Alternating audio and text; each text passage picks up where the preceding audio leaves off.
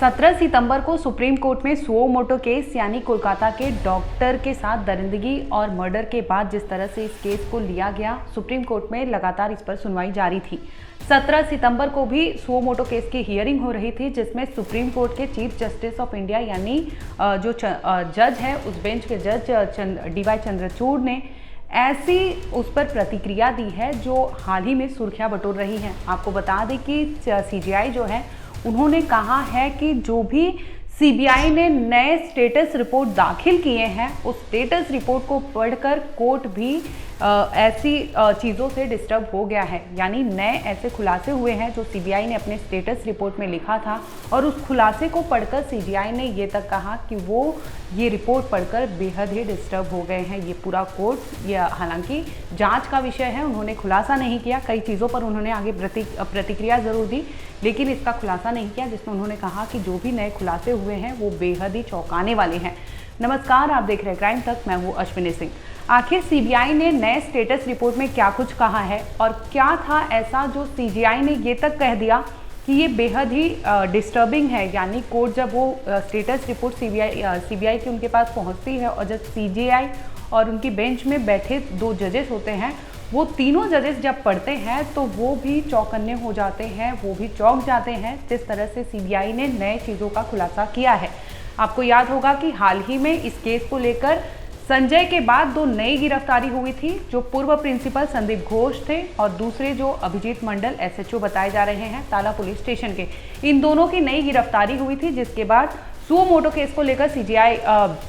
CGI ने टिप्पणी दी है, जिसमें उन्होंने कहा है कि जो कुछ खुलासे CBI कर रही है और जिस तरह से नए नए सच सामने आ रहे हैं, वो बेहद चौंकाने वाले और बेहद चौकन्ना करने वाली चीज़ है। जिस तरह से चीज़ें कोलकाता में कोलकाता पुलिस की ओर से और आरजीकर मेडिकल हॉस्पिटल के जो टीम है, वहाँ के प्रशासन के लोग हैं, उनकी तरफ से जिस तरह से चीज़ें की गई, वो बेहद ही चौंकाने वाली है। जो आने वाले टाइम में खुलासा होगा, क्योंकि ये अभी इन्वेस्टिगेशन का पार्ट है, चार्जशीट भी दाखिल होना है। इन सब को लेकर कोर्ट जब इसमें पूछताछ कर रही थी, जब दलीलें दी जा रही थी, तो कोर्ट का ये मानना था कि जिस तरह से सच सामने आ रहा है, आने वाले समय में बहुत कुछ CBI खुलासा करेगी। और जिस तरह से CBI ने अभी फिलहाल इतने दिनों के जांच में, 1 महीने से ज़्यादा का समय हो चुका है, इतने दिनों की जांच में उन्होंने जिस तरह से सारी चीज़ें, सारी एविडेंस कोर्ट के सामने रखी हैं, उसे पढ़कर कोर्ट का ये मानना था कि सच्चाई जो आ रही है वो बेहद ही संगीन है। जैसा दिख रहा है वो चीज़ें वैसी नहीं है।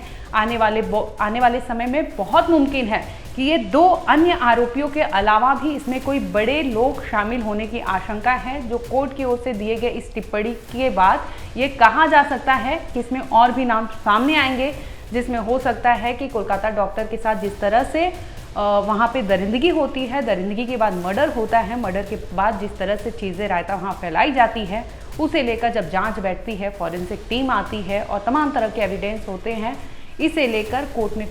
तीखी टिप्पणी की, जिसमें उन्होंने कहा कि जिस तरह से नए खुलासे हो रहे हैं वो सोचने पर मजबूर कर रहे हैं कि आखिर कोलकाता के आरजीकर अस्पताल में 9 अगस्त को क्या कुछ हुआ था और किस तरह से ये सारी चीज़ें सामने आई थी। अब बात करेंगे कि CBI की ओर से नए स्टेटस रिपोर्ट में आखिर ऐसा क्या कुछ हो सकता है जिसे लेकर CGI ने इतनी अपनी तीखी तेवर दिखाए हैं, और इस तरह से उन्होंने टिप्पणी किया कि ये बेहद ही संगीन है। जिस तरह से सिलसिलेवार तरीके से इसमें सच सामने आ रहा है वो चौंकाने वाला है। और आपको हाल ही में याद हुआ कि लगातार डॉक्टर वहाँ प्रोटेस्ट पर उतरे हैं, जिसकी वजह से मुख्यमंत्री ममता बनर्जी को वहाँ के CP यानी कमिश्नर ऑफ पुलिस जो थे गोयल साहब, उनको वहाँ पे उनका रिज़ाइन दिलवाया गया, जिसके बाद नए वहाँ पे CP बनाए गए। और वहीं 2 आला अफसर जो हेल्थ डिपार्टमेंट से थे, उन्हें निकालना पड़ा। आखिर इस तरह का दबाव और प्रेशर बनाया गया था। लेकिन आपको बता दें कि जो स्टेटस रिपोर्ट है उसको लेकर वहाँ जो सुप्रीम कोर्ट में है, लगातार दलीलें दी जा रही थी। इसके साथ ही आपको याद होगा कि इस केस के पहले हियरिंग में कोर्ट ने एक चीज़ मेंशन की थी, वो चालान के लिए, क्योंकि कभी भी किसी भी डेड बॉडी का अगर पोस्टमार्टम के लिए जाती है तो वो डेड बॉडी को सौंपने से पहले डॉक्टर को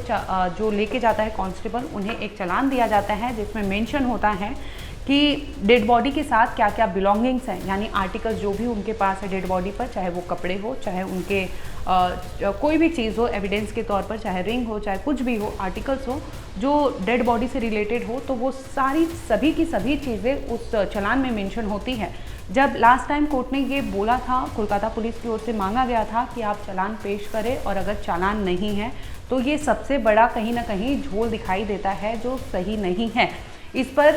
जो कोलकाता पुलिस को रिप्रेजेंट कर रहे थे सीनियर एडवोकेट कपिल सिब्बल ने जवाब दिया था कि अगली जब सुनवाई होगी उसमें वो पेश करेंगे। तो इस बार भी जब सुनवाई चल रही थी 17 सितंबर को, तब भी चालान के बारे में जिक्र हुआ। तो इस पर कपिल सिब्बल का एक बयान सामने आता है, दलीलें दी जाती हैं, जिसमें उन्होंने कहा था कि जो कोलकाता स्टेट है वहाँ पे सन 1997 से ही वो चालान का जो भी उनका सिस्टम था उसे बंद कर चुके हैं, यानी तभी से चालान यूज़ में नहीं था। इसके बाद से उन्होंने ये जवाब दिया इस पर, जब चालान के रिपोर्ट मांगे गए कि आपने चालान के बिना पोस्टमार्टम कैसे किया, तो इस पर यही जवाब आया कि साल 1997 से कोलकाता जो स्टेट है वो चालान यूज़ नहीं कर रही थी, जिसकी वजह से उन्होंने डॉक्टर मर्डर केस में भी चालान नहीं दिया था। वहीं आपको याद होगा कि जब सीबीआई से इस पर पूछा गया था कि आपको चालान दिया गया था, तो इस पर सीबीआई की ओर से जो प्रेजेंट थे उस वक्त के ऑफिसर, उन्होंने कहा था कि बहुत मुमकिन है कि कोलकाता हाई कोर्ट में जब ये केस की हियरिंग चल रही थी तो उस वक्त शायद चालान पेश किया गया था। हालांकि जब एससी में सुनवाई हुई तो इसमें कपिल सिब्बल ने साफ साफ कहा कि ये चालान का सिस्टम वहाँ पे ख़त्म हो चुका है 1997 से ही। इसके बाद से चालान का प्रोसीजर नहीं फॉलो करते थे, जिसकी वजह से कोलकाता डॉक्टर केस में भी चालान का उपयोग नहीं किया गया था। अब बात करेंगे, उन्होंने कहा था कि जो सीसीटीवी फुटेज थे, जो डीवीआर थी, उनके रिकॉर्डिंग की। आपको याद होगा कि लास्ट टाइम भी उन्होंने 27 मिनट के रिकॉर्डिंग उन्हें सबमिट किए थे। इसे भी लेकर सीजीआई ने जब पूछा कि आपने क्या पूरा रिकॉर्डिंग जो जिस समय का जैसे भी था वो सारी सीबीआई को सौंप दी है, तो इस पर उनका कहना था कि सारी चीज़ें 32 GB का जो भी उनका डेटा था वो सौंप दिया गया है, डीवीआर भी सौंप दी गई है सीसीटीवी के। जिस पर सीजीआई ने सीबीआई से भी पूछा कि आखिर ये सारे डॉक्यूमेंट जो बोल रहे हैं, जो डेटा बोल रहे हैं, क्या वो आप तक मिला है। तो इस पर उनका जवाब आता है कि उन्हें 27 मिनट की ही जो क्लिप थी वो मिली थी। इसके अलावा उनका ये कहना था कि लगभग 7 से 8 घंटे का फुटेज होना चाहिए, लेकिन जो उनके पास है वो 27 मिनट का है। वहीं कपिल सिब्बल का कहना था कि सारे जो डॉक्यूमेंट्स थे, सारे जो डेटा थे वो सबमिट कर चुके हैं, जिसके बाद उन्होंने ये कहा था कि अब उनके पास कुछ भी नहीं है। कोलकाता पुलिस की ओर से सभी चीज़ हैंडओवर कर दी गई थी सीबीआई टीम को। अब बात करेंगे कि आखिर सीबीआई के नए स्टेटस रिपोर्ट में क्या कुछ हो सकता है, जिसे लेकर सीजीआई ने गंभीर सवाल खड़े किए हैं और पूरे कोर्ट में नीलबटे सन्नाटा हो गया था। जिस तरह से ये चीज़ें सामने आई थी कि नए स्टेटस रिपोर्ट में नई नई जानकारी सामने आई है, 2 नई गिरफ्तारी अभी हुई है हाल ही में, जिसके बाद उनका ये कहना था कि जिस तरह से संदीप घोष और एसएचओ के बीच में उन्हें फ़ोन कन्वर्सेशन मिला था, यानी दोनों के बीच में बातचीत होती थी, जिसका रिकॉर्डिंग सीबीआई ने वहाँ पर प्रोड्यूस किया था, जिसके बाद इन दोनों की गिरफ्तारी हो जाती है।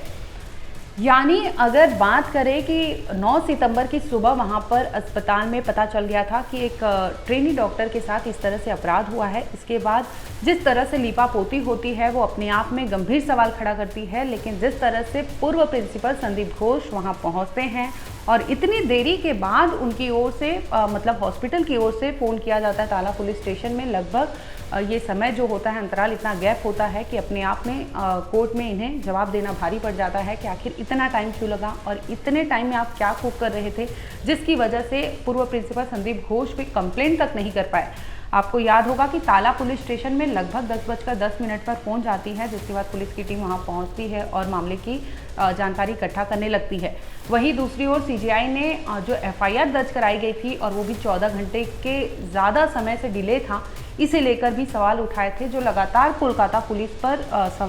सवाल उठ रहे थे। इस पर कोलकाता पुलिस भी लगातार अपने कॉलर टाइट कर रही थी, वाइट कॉलर दिखा रही थी, जिसमें उन्होंने कई बार, चाहे वो सेमिनार हॉल के बाहर भीड़ हो, चाहे वो फोटो हो, जिस पर उन्होंने कई बार प्रेस कॉन्फ्रेंस करके जवाब दिया कि जिस तरह से लोग लिपापोती कर रहे हैं, जिस तरह से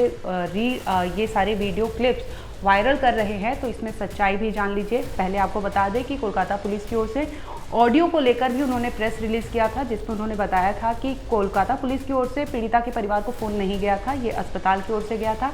दूसरी बार उन्होंने सेमिनार हॉल के बाहर जो भीड़ थी वो वीडियो वायरल हुआ था उसे लेकर भी वो सामने आते हैं, जिसमें कहते हैं कि इस भीड़ में देखिए जो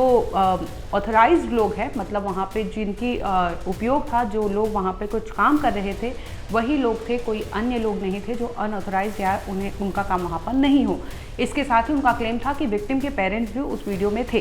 तीसरी बार प्रतिक्रिया आती है जब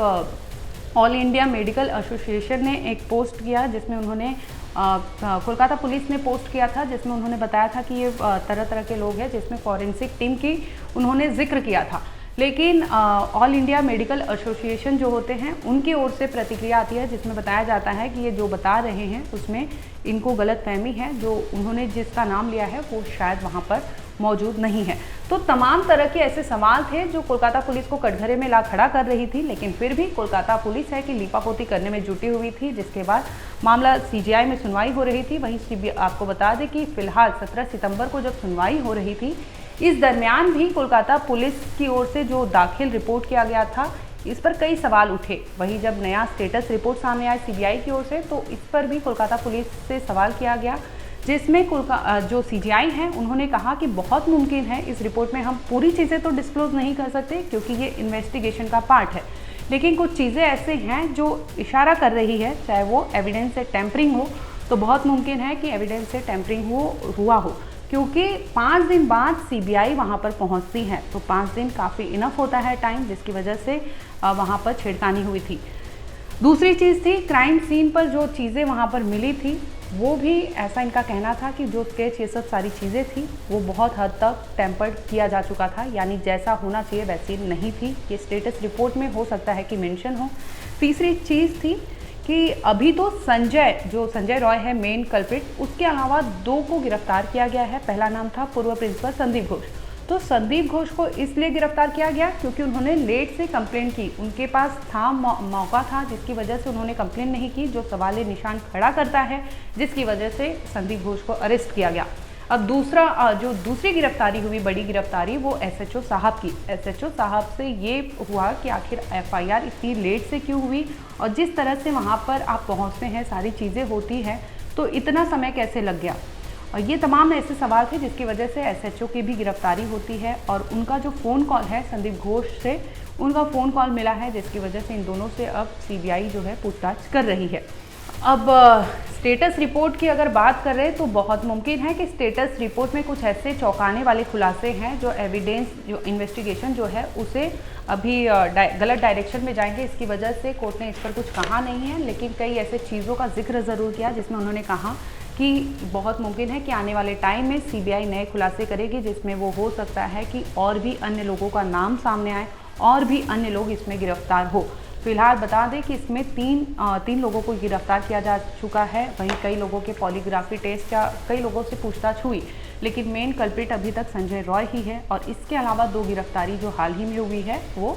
पूर्व प्रिंसिपल संदीप घोष और उनके ही जो एसएचओ साहब है जिनसे उनका फ़ोन कांटेक्ट हुआ था, यानी अभिजीत मंडल, इन दोनों की गिरफ्तारी हुई है।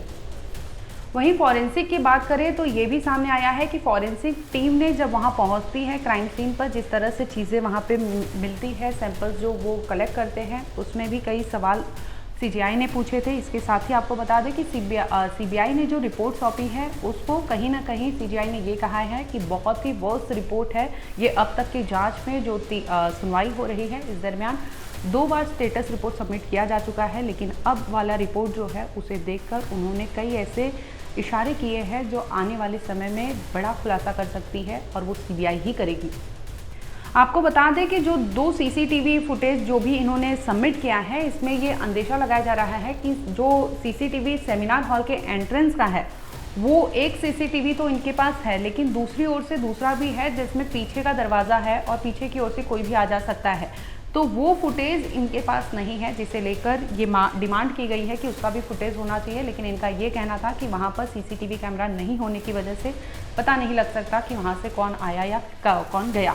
आपको याद होगा कि सेमिनार हॉल में तोड़फोड़ की गई थी, और जिस तरह से 14 अगस्त की बात है जब वहाँ पे मॉब वहाँ पे एंट्री कर जाती है कोलकाता आरजीकर मेडिकल हॉस्पिटल में और सेमिनार हॉल में तोड़फोड़ की जाती है। इसके साथ ही अगले दिन प्रिंसिपल का ऑर्डर आता है रिकंस्ट्रक्शन के लिए, जिसमें सेमिनार हॉल से सटे वॉशरूम को भी तोड़ा जाता है। तो ये तमाम तरह के सवाल डे 1 से उठ रहे थे, जो आज भी सीबीआई के स्टेटस रिपोर्ट में हो सकता है कि ये सारी चीज़ों का जिक्र हो, जिसे लेकर पहले दिन से लोग भी सवाल उठा रहे थे। जिस तरह से अपराध वहाँ पे दिख रहा था, जिस तरह से क्राइम सीन था वहाँ पे, और जिस तरह से लिपापोती की जा रही थी, ये तमाम अपने आप में बड़ा सवाल था जो कोलकाता पुलिस को आने वाले टाइम में देना ज़रूरी था। और अब जिस तरह से सीबीआई जांच कर रही है, तो सिलसिलेवार तरीके से पर्दे उठ रहे हैं और आखिर कब तक इसमें कोई बड़ा अपडेट आता है या बड़ी गिरफ्तारी होती है, ये देखने वाली बात होगी। फिलहाल के लिए इतना ही, आगे देखते रहिए क्राइम तक।